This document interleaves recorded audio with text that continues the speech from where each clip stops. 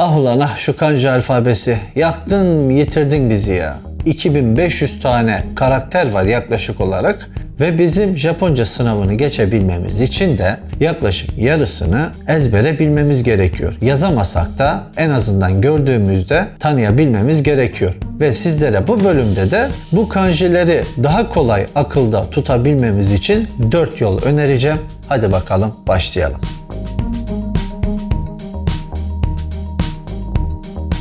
Videoya başlamadan önce gördüğünüz üzere bir ön çalışma yaptım. Burada doğadaki hallerine benzeyen bazı temel kanjilere yer verdim. İyi de bunun nesi benziyor diyorsanız alın işte benziyor mu benzemiyor mu kendiniz karar verin. Kanji köklerini bilmemiz gerekiyor ki çoğu hikayeyi de bu kanji köklerinden yola çıkarak oluşturuyoruz. Çizimden de anlıyoruz ki zaman içerisinde doğada bulunan kanjiler evrile evrile günümüzdeki haline bürünmüşler.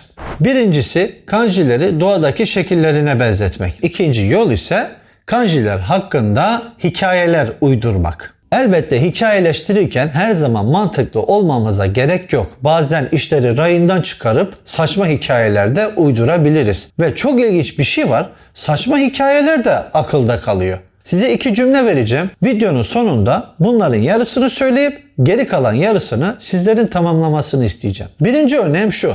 Pembe fil seksek oynuyor. Pembe fil seksek oynuyor. İkinci örneğim ise gökyüzünde uçan mor inek. Gökyüzünde uçan mor inek. Kava, bir çizgi, 2 çizgi, 3 çizgi. Nehir. Nehirden 3 çizgi çıktı. Ateş. Odunları ortaya yığdım, ateşi yaktım. 2 tane de çıtlak çıktı yanından. Ki, ağaç. Ağaç mı? Ağaç. Suçi. Toprak. Topraktan gördüğünüz üzere 2 dalıyla birlikte bir filiz çıkıyor. Pencere. Değil. Pirinç tarlası. Ne biçim tarla lan o? Bize göre pencere ama Japonlarda pirinç tarlaları hep böyle 4'e bölündüğü için yama, dağ. Bir de üstüne ben bunu volkanik dağ yaptım, patlattım. Çok da güzel oldu. En çok sevdiğim örnek ise şu. Ame, yağmur. Gökyüzünden aşağıya penceremin önüne 4 yağmur tanesi düştü. Hito, insan. Bayağı cinali çiziyorsunuz. Bu kadar. Kadın, onna. İşte böyle bir şey çıktı ortaya. Kokoro, kalp. Sola yatmış. Bir atar damar, bir toplar damar geliyor. İşte kalbi besliyor. Kuchi, ağız. Dikdörtgen çiziyoruz. İşte size ağız oluyor. Burada da kanjilerin zaman içinde günümüzdeki hallerine nasıl evrildiklerini görüyoruz. Sake 2 ayrı kanjinin birleşmesinden oluşuyor. Birincisi su, ikincisi ise batı. Yani batı suyu. Batı suyu nedir? Abi alkollü içkidir işte yani. Böyle hikayeleştirmek lazım ki akılda daha kolay kalsın. Yalnız burada bir şeye dikkat etmemiz gerekiyor. Kanji'nin anlamı kuracağımız cümlenin içinde olmalı. İkinci örneğim ise aki. Ağaç ile ateşin birleşmesinden oluşuyor. Anlamı sonbahar. Nasıl bir hikaye uydurabiliriz? Mesela diyebiliriz ki sonbaharda ağaçları yakıp tarla yapıyoruz. Bir örnek daha vereyim. Kaede. Ağaç ile rüzgarın birleşmesinden oluşuyor. Akça ağaç. Rüzgar akça ağacın arasından ne de güzel süzülüyor. Arashi, rüzgar ile dağın birleşmesinden oluşuyor. Dağda esen rüzgar büyük bir fırtınaya dönüştü. İnsan ile ağacı birleştirelim. İnsan ağacın altında ne yapar abi? Dinlenir değil mi? Evet, bu kelime de tam olarak dinlenme anlamına geliyor. Otoko. Otoko 2 ayrı kanjinin birleşmesinden oluşuyor. Tarlada çalışan güçlü kişiye ne denir?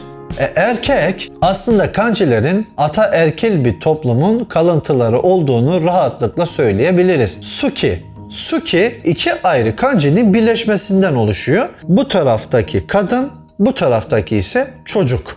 Kadın çocuğunu ne yapar? Sever tabii, öyle değil mi?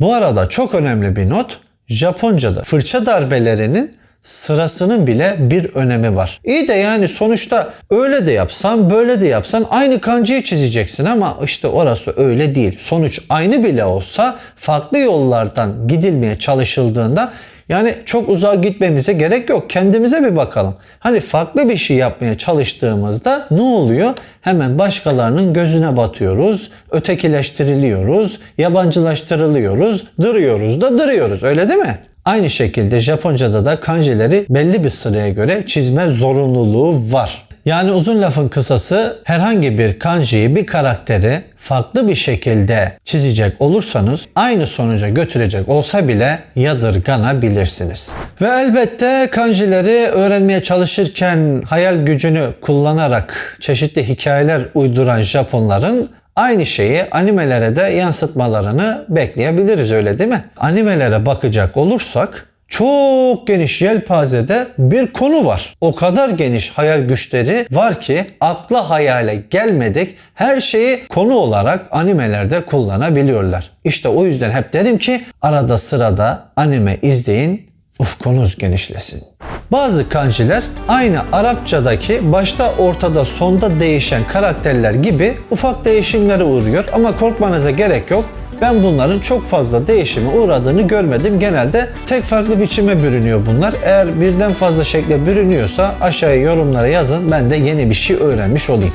T, el, tutmak, taşımak anlamına gelen motsu. T'nin yanında bir tane tapınak var.